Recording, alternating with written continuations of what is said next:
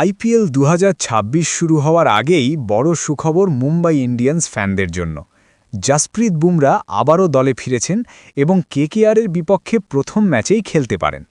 জানা গেছে তিনি ইতিমধ্যে মুম্বাই ইন্ডিয়ান্স টিম হোটেলে যোগ দিয়েছেন এবং রবিবারের ম্যাচে তার খেলার সম্ভাবনা অনেক বেশি। গত কয়েকদিন তিনি board of control for cricket in ইন্ডিয়ার সেন্টার অফ এক্সেলেন্সে ছিলেন, যেখানে তার ফিটনেস এবং ওয়ার্কলোড মনিটর করা হয়েছে। ভালো খবর হলো তিনি পুরো স্পিডে বোলিং করেছেন এবং এখন সম্পূর্ণ ফিট।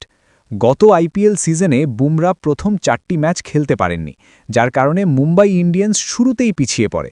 সেই সময় তারা 4 ম্যাচের মধ্যে 3টিতেই হেরে যায়, যা তাদের জন্য বড় ক্ষতি ছিল। তবে এবার পরিস্থিতি আলাদা, কারণ শুরু থেকেই বুমরা দলে থাকলে মুম্বাই ইন্ডিয়ান্স অনেক শক্তিশালী হয়ে উঠবে।